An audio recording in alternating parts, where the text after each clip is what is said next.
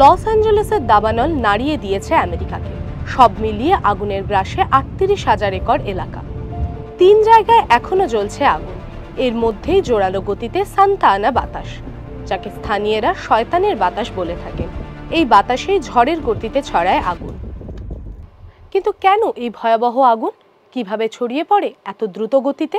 ক্যালিফোর্নিয়ার গোয়েন্দাদের বক্তব্য, বাজ পড়ে আগুন লাগেনি। নাশকতা ঘটাতে কেউ আগুন লাগিয়েছেন তার কোনো প্রমাণ নেই। শর্ট সার্কিটেরও কোনো প্রমাণ পাওয়া যায়নি।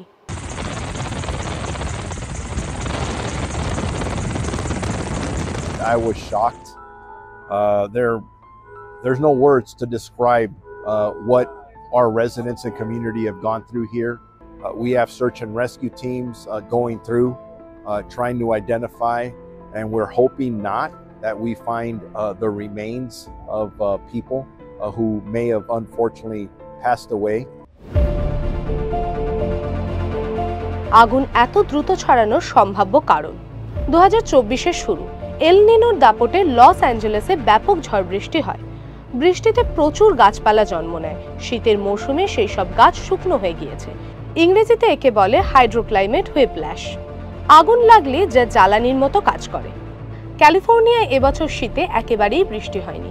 অক্টোবর থেকে বৃষ্টিপাতের পরিমাণ 1 ইঞ্চিরও কম। প্রতি বছর যেখানে 4 ইঞ্চি বৃষ্টি হয়। ক্যালিফোর্নিয়ার মরুভূমির গরম বাতাস শয়তানের বাতাস বলে পরিচিত। প্রবল গতিতে ধেয়ে এসে আগুনকে পাহাড়ের ঢাল থেকে সাগরের দিকে দ্রুত ঠেলে দেয়, যে বাতাসের গতিবেগ ঘন্টায় 100 কিলোমিটার বা তারও বেশি। আর একটা বড় কারণ আগুনের স্ফুলিঙ্গ। ঝোড়ো বাতাসে উড়ে গিয়ে যা নতুন নতুন এলাকায় আগুন ছড়ায়। কিন্তু আগুন নেভানোর জন্য কি প্রয়োজনীয় জল মজুদ ছিল না?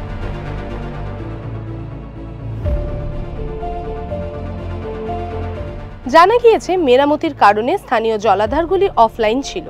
ক্যালিফোর্নিয়ার বহু এলাকা পাহাড়ি, সমতল থেকে উঁচুতে। জলকে সেখানে চাপ বাড়িয়ে ঠেলে তুলতে হয়। আগুন লাগার পর বেশ কিছু জলাধার একেবারে খালি হয়ে যায়। একই সঙ্গে জলেরও চাপ কমে যায়। এক নজরে লস অ্যাঞ্জেলেসের দাবানল। 14,000 দমকল কর্মী, 24 জন নিহত, 1,05,000 মানুষ গৃহহীন, 87,000কে যে কোনো সময় সরে যেতে হবে। 52 থেকে 57 বিলিয়ন ক্ষয়ক্ষতি। লুটপাটের কারণে 9 জন গ্রেফতার।